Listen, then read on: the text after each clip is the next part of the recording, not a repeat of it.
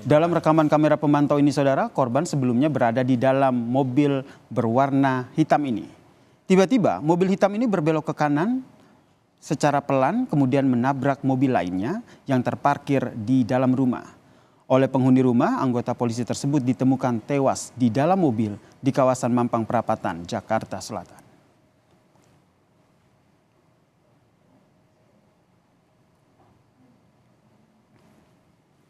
Polisi kemudian melakukan olah TKP melibatkan Polda Metro Jaya, Puslap 4 Polri dan juga tim identifikasi Polres Jakarta Selatan, saudara.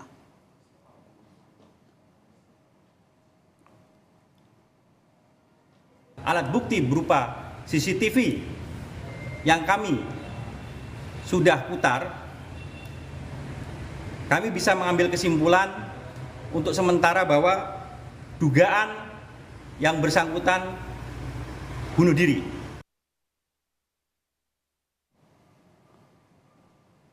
Kapolda Sulawesi Utara pun memerintahkan Kapolresta Manado untuk ke Jakarta menyelidiki tewasnya salah satu anggota kepolisian Polres Manado yang ditemukan meninggal dunia di dalam mobil dengan luka tembak di kepala. Irjen Wahyudiawan meminta untuk mengusut tuntas latar belakang kematian anggotanya yang ditemukan tewas di dalam mobil mewah ini.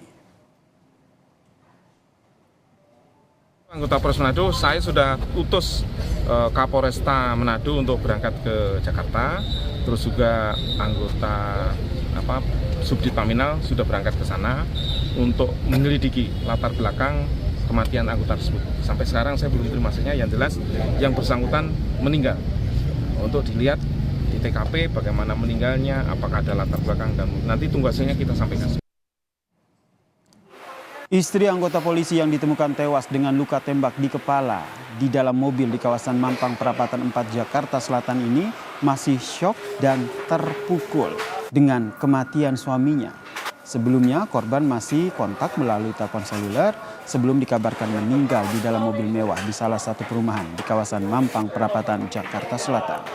Di rumah duka ia mengaku tidak percaya dengan kematian suaminya yang diduga bunuh diri.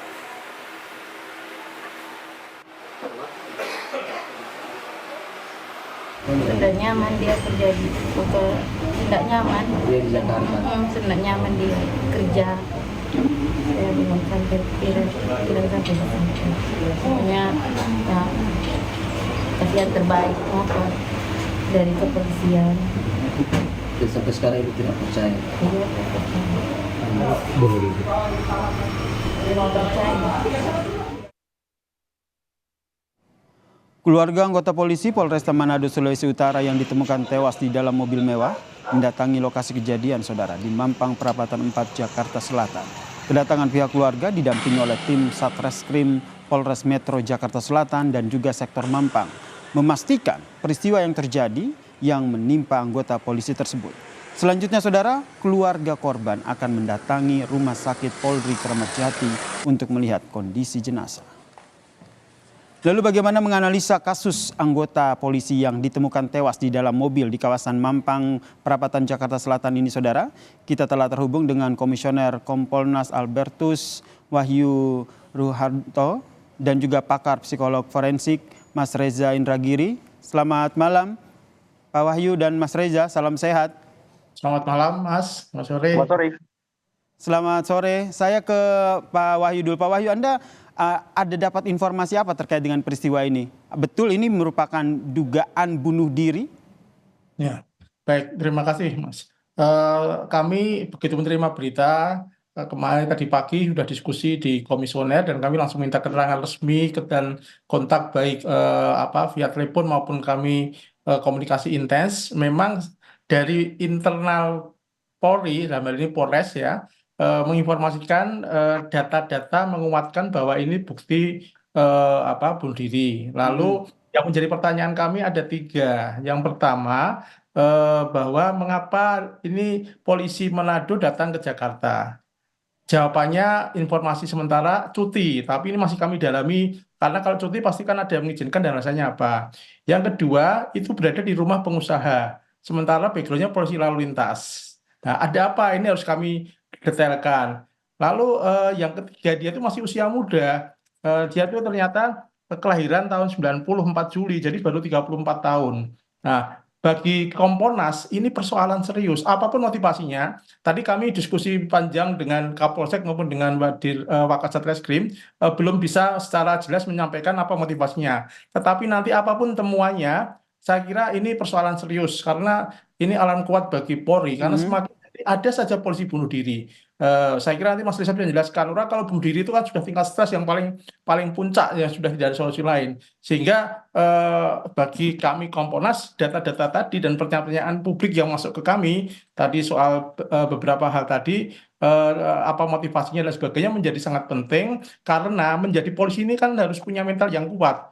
Bayangkan kalau 34 sudah mengambil jalan pintas itu terlepas apapun nanti motivasinya setelah nanti ketemu penyelidikan ya walaupun kalau secara untuk kasusnya mereka akan menggunakan scientific crime investigation. Saya kira sudah dilakukan lah dengan polisi dan sebagainya. Jadi Tapi Kompolnas sendiri mendorong agar polisi bisa mengungkap ya sebenarnya apa motif yang iya, disebut bukan sekedar dugaan bunuh mengungkap, diri tetapi ini ya, Pak Wahyu ya.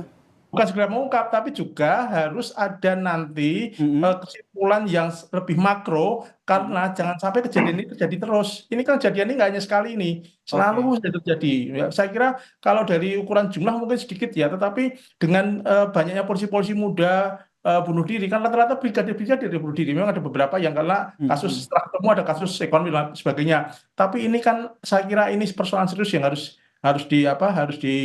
benar-benar ditangani, diawasi dan harus ada solusi. Oke, saya ke Mas Reza. Mas Reza juga melihat hal yang sama. Ini kesimpulan apakah bisa dikatakan terlalu dini begitu, ada dugaan bunuh diri dan juga ingin mendorong agar motifnya ini segera diungkap, Mas Reza?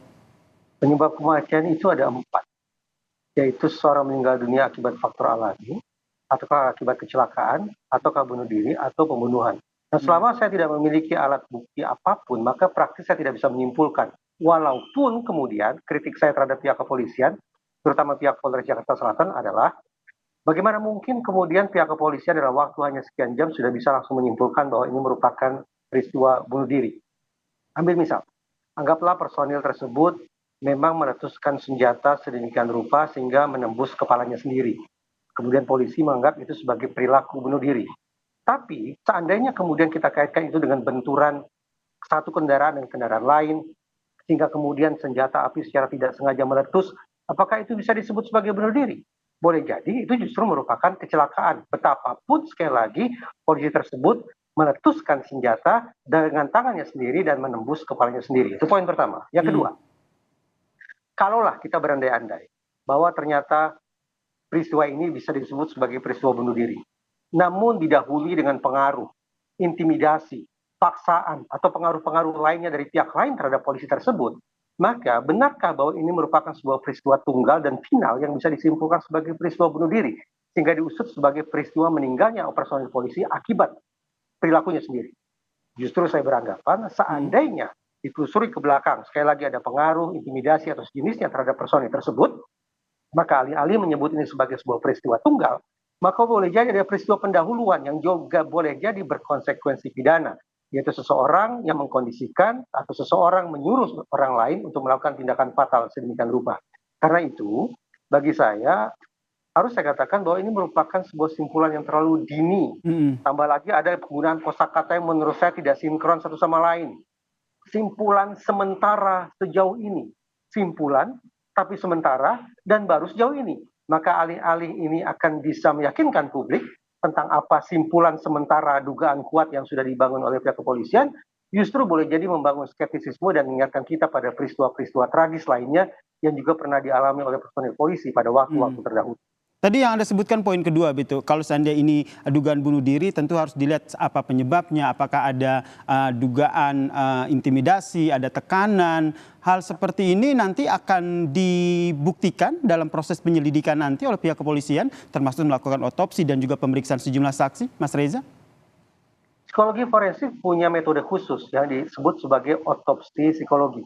Otopsi psikologi adalah sebuah metode untuk memastikan apa sesungguhnya penyebab kematian seseorang yang diduga akibat bunuh diri. Nah, otopsi psikologi bisa dilakukan lewat 2 langkah. Pertama, dengan melakukan pemeriksaan terhadap orang-orang yang tahu persis bagaimana suasana batin personil polisi tersebut, apa kira-kira problem yang dia alami baik itu di rumah, di lingkungan masyarakat ataupun di kantor, dan juga dengan menempuh jalan kedua yaitu dengan memeriksa catatan-catatan medis yang bersangkutan.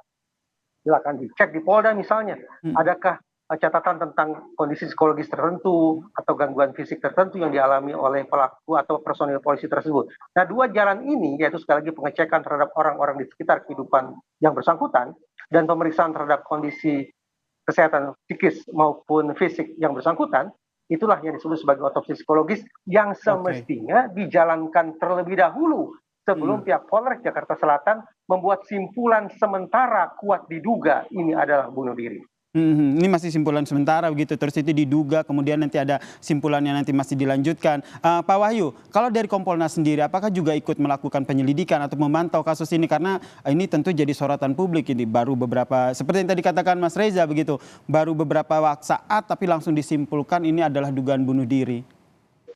Kalau memantau pasti, karena itu tupoksi kami, ya. Tetapi begini, kami harus luruskan dulu, bagi Kompolnas, tentu bahasa hukum itu standar yang ada di kepolisian.